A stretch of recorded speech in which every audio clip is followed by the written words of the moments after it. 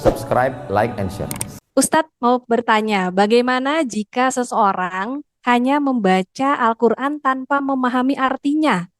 Apa ia tetap bisa mendapatkan ketenangan? Pertanyaan dari Bapak Ferdian Prabowo. Silakan, Ustadz. Bisa diulang lagi?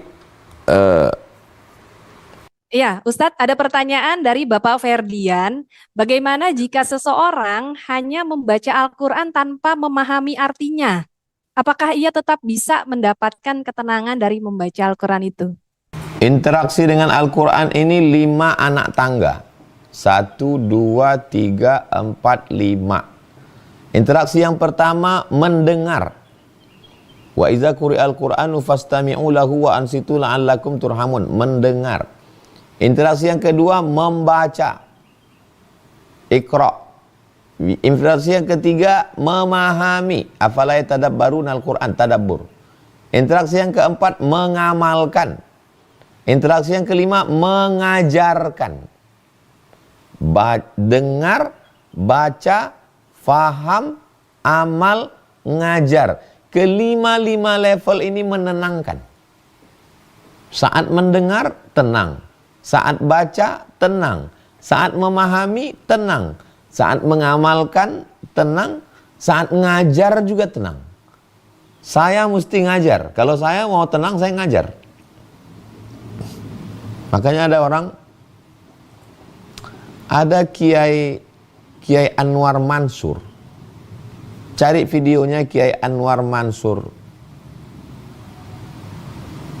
Ngajar pakai kaca pembesar. Karena sudah beliau sepuh, Kiai sepuh. Ngajar. Dia kaget mendengar suara azan zuhur. Oh, udah zuhur ya katanya. Rupanya dia udah ngajar 6 jam. Saya screenshot video beliau ngajar itu. Saya simpan, saya berdoa pada Allah di hari tua saya. Kalau saya nggak bisa tablik akbar, nggak bisa keliling, saya mau tetap ngajar. Karena saya merasakan saya ngajar, saya tenang. Demikian. Wallahu a'lam. Baik, Masya Allah, mudah-mudahan bisa menjawab dan minimal kita ke tangga pertama dulu aja gitu ya Ustadz ya. Gak usah ngejar langsung tangga yang paling teratasnya. Baik, pertanyaan selanjutnya dari mudah-mudahan ini Ibu ya, Ibu Kiki Indri. Assalamualaikum Ustadz, setelah kepergian suami saya 2 tahun lalu, saya tidak dapat lagi merasakan ketenangan hidup. Saya mencoba mencari di kajian dan kegiatan positif lainnya, tapi saya belum dapat ketenangan itu. Nah, apa karena saya belum ikhlas sepenuhnya Ustadz? Nah, mungkin ada saran bagi orang yang ditinggalkan orang terkasihnya nih Ustadz. Mendekatkan diri dengan Qur'annya seperti apa? Nanti kalau saya tanya, khawatirnya ibu tersinggung. Tapi pertanyaan-pertanyaan saya ini ibu jawab aja sendiri ya. Jawab sendiri dalam hati. Ini hari yang ke-18. Ini hari yang ke-18 Ramadan. Bacaan Quran ibu sudah juz berapa sekarang? Jangan jawab, nggak usah dijawab. Ini hari yang ke-18. Bacaan Quran ibu sudah berapa sekarang? Coba dari selesai ini selesai kita nanti jam 3 waktu Indonesia Barat. 4, 5, 6, 7, 4, 5, 6 selama 3 jam ini coba baca Quran. Kenapa nggak tenang? Karena pikiran itu kalau suamiku masih hidup, kalau dulu aku jaga, kalau dulu aku berbakti, kalau dulu aku bawa ke rumah sakit, kalau itulah yang membuat tidak tenang. Kata Nabi, kalau itu pintu setan masuk. Jadi ketika kalau itu dibuang dengan membaca Al-Quran, kita tenang. Ah Ustadz teori aja. Enggak, saya juga kehilangan. Ibu saya meninggal. Saya sedih. Tapi saya pukul kesedihan itu. Dengan membaca Al-Quran, ngajar. Saya 1 bulan mesti mewajibkan 40 video. Coba perhatikan yang diupload. Jumat, Sabtu, Ahad, Senin saya keluar kota. Jumat 2 video, Sabtu 3, Ahad 3, Senin 2. Berarti 40. Berarti 10. Saya keluar 3 kali. 10, 20, 30. Online Selasa, 34. Lalu kemudian subuh Rabu, 38. Ditambah lagi kajian Jumat sore. Ditambah lagi yang lain-lain. Lebih 40. Itu yang wajib aja 40. Ketika saya ngajar, saya baca Quran, saya baca tafsir saya. Itulah yang bisa mengisi waktu. Jadi kembali ke Quran. Kembali Quran. Coba mapping, posisikan kita sekarang ini sedang posisi anak tangga yang keberapa nih? Anak tangga baru level mendengar, membaca, memahami, mengamalkan, mengajarkan. Saya masih dengar, saya masih baca, saya masih berusaha memahami, saya berusaha mengamalkan, dan saya ngajar. Jadi anak tangga itu kelima-limanya saya jalani, saya lewati. Demikian, wallahu a'lam. Masya Allah. Baik, izinkan saya melanjutkan pertanyaan lainnya, Ustaz. Ada pertanyaan dari Ibu Marliana. Assalamualaikum, izin bertanya, bagaimana memulai untuk menjadikan Al-Quran sebagai pedoman hidup seperti manual book? Nah, kira-kira gimana nih Al Ustaz? Mungkin kita masih banyak yang mau belajar mulai dari nol. Silakan Al Ustaz. Yang pertama, beli Quran dulu. Beli Quran yang isinya 5. Ada Qurannya, ada tajwidnya, merah, kuning, hijau, kelabu, ungu. Ada terjemah kosakatanya. Ada terjemah kosakata. Ada asbabun nuzulnya, sebab kronologis ayat itu turun. Ada tafsirnya. Ini lebih dari 20-30 jenis macam-macam Quran. Ini satu rak, ini semua jenis Quran. Dari mulai i'rab Quran, tafsir Quran. Nah, jadi cari Quran berbahasa Indonesia yang ada 5-nya. Ada Qurannya, ada tajwidnya, merah, kuning, kelabu. Ada terjemah kosakatanya, ada asbabun nuzulnya, ada tafsirnya. Dibaca, nggak paham, tulis. Nanti pas pengajian kantor, pengajian online, pengajian rumah, pengajian masjid, nanya. Kenapa jamaah nggak nanya? Iya karena nggak ngaji di rumah. Aku bingung apa yang mau kutanya ya. Oh, kalau kau nggak ngaji, coba ngaji, tulis. Saya sampai sekarang masih nanya. Kalau ketemu sama syekh, penuh tuh saya tanya, syekh ini kok gini, ini kok gini, ini kok gini, ini kok gini. Pertanyaan itu muncul dari membaca. Kalau nggak baca mana mungkin pertanyaan ada. Saya bingung ya, kalau ketemu ustaz ini apa yang mau saya tanya ya. Janganlah ngomong gitu, itu sedang membuka diri kita sendiri itu. Cobalah baca. Nanti baru kita mengamalkan, berusaha. Dalam hal ekonomi jangan riba. Pindahkanlah semua rekening ke bank muamalat. Jangan curang, jangan bohong, jangan dusta, jangan tipu, berusaha jujur. Nah, itu semua nilai-nilai Al-Quran.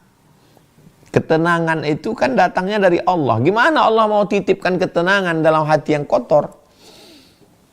Demikian. Baik, Masya Allah. Halo Ustadz, ini ada yang raise hand juga akhirnya dengan Ibu Fatia. Boleh dibantu untuk di-unmute atau jika berkenan untuk di-on cam, Ibu Fatia silakan.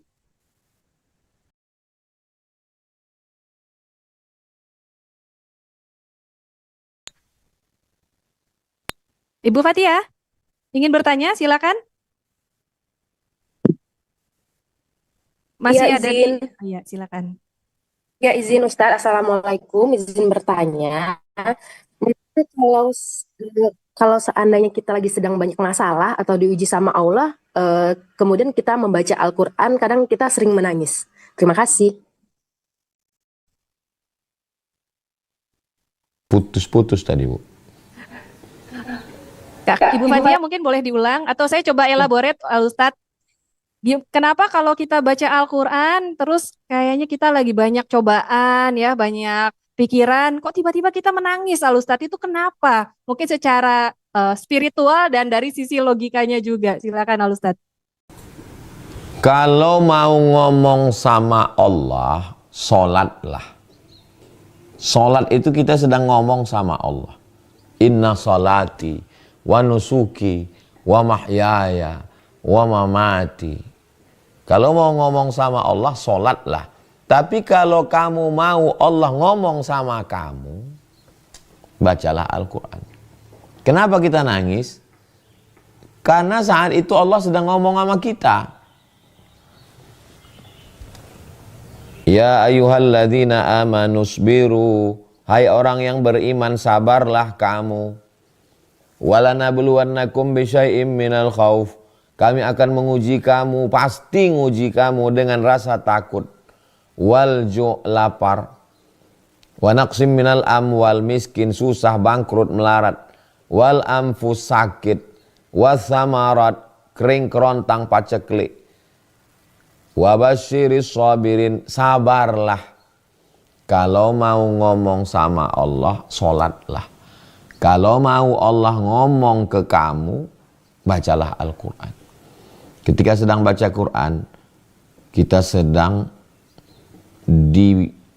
diobrolin oleh Allah Subhanahu wa ta'ala. Ma wadda'aka rabbuka wa ma qala. Allah tidak membiarkan kamu, Allah tidak meninggalkan kamu. Fa inna ma'al usri yusra, kesulitanmu akan aku kasih kemudahan. Inna ma'al usri yusra, kesulitanmu akan aku kasih kemudahan. Iyamsaskallahu bidurrim fala kashifa lahu illahu. Kalau kau sedang ditimpa kesusahan, kepayahan, kesulitan, enggak ada yang bisa menyingkapkannya kecuali Allah. Wa yuridka bi khairin fala radda li fadlih. Kalau Allah mau kasih kau nikmat, enggak ada satu pun yang bisa menghalanginya. Nangis lagi kita, tumpahlah air mata kita waktu itu. Jumpa kiai aja nangis, masa bicara di depan Allah enggak nangis? Demikian Allah. Baik, Masya Allah. Nah, kalau Ustaz izin terakhir ya, ini pertanyaan dari Ibu Rosiana dan mungkin perwakilan pertanyaan isi hati kita semua nih, Ustaz. Mohon saya singkat aja ya. Bagaimana Ustaz biar kita selalu istiqomah? Jadi nggak cuma di bulan Ramadan gitu ya, karena iman itu kan biasanya naik turun. Nah, mungkin ada tips dan triknya dari Ustadz Abdul Somad supaya kita tetap istiqomah dekat dengan Al-Quran.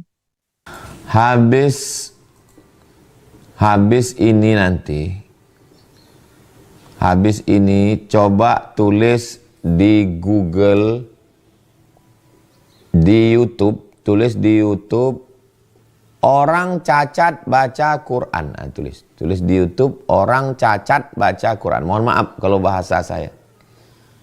Nanti akan banyak video yang unik-unik, yang aneh-aneh. Penjual kaki lima nggak ada pembeli baca Quran. Video terakhir yang saya tonton, dia besarkan, ini Quran di bawah, Quran.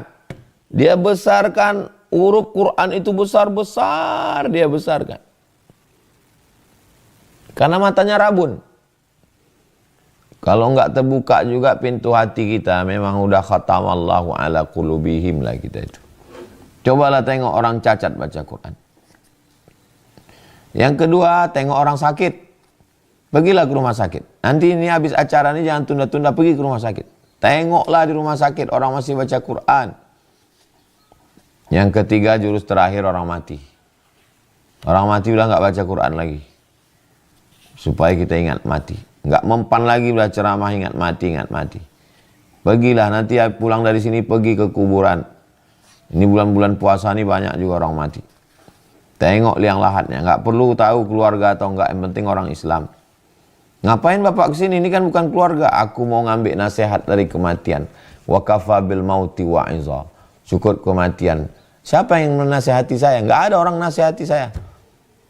Lalu saya ngambil nasihat dari mana? Orang mati. Setiap ada orang mati, saya datang, saya lihat liang lahat. Supaya ingat, kau mau mati Abdul Somad. Istri tinggal, rumah tinggal, harta tinggal, kawan tinggal, sahabat tinggal, semuanya tinggal, viewer, follower, subscriber tinggal. Yang menemani Al-Quran. Al-Quran Iqra'ul Quran, baca Quran fa innahu ya'ti yaumal qiyamah. Quran yang akan menemani kamu syafi'an li ashabi, memberikan syafaat. Dialah yang kita tinggalkan. Demikian, wallahu a'lam bishawab. Baik, Masya Allah. Al-Ustadz, ini masih banyak sebenarnya pertanyaan, tapi waktu juga yang harus kita batasi. Bagi penanya, harap informasikan ya, Bapak Ibu, kontak nomor teleponnya di room chat, supaya nanti bisa dihubungi oleh tim panitia.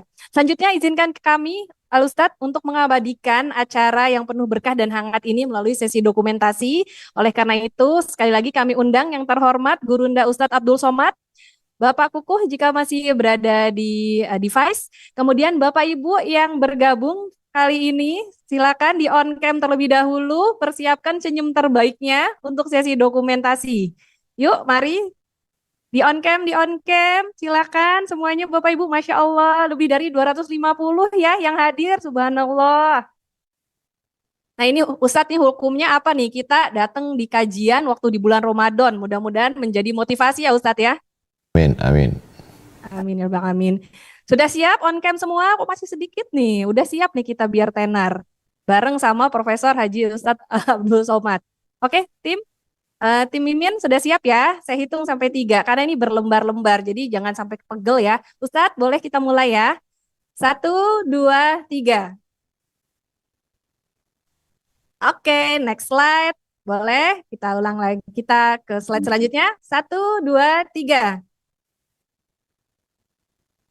Lanjut, 1, 2, 3. Sudah cukup belum? Oh, Masya Allah, Alhamdulillah.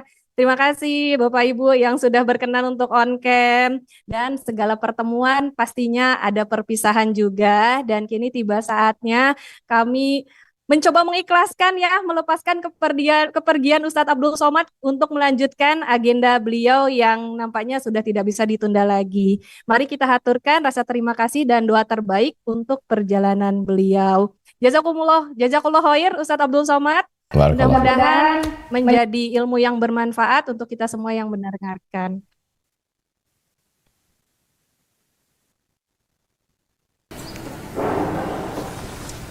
Baik, Masya Allah. Tadi kita sudah mendengarkan paparan, kemudian juga kajian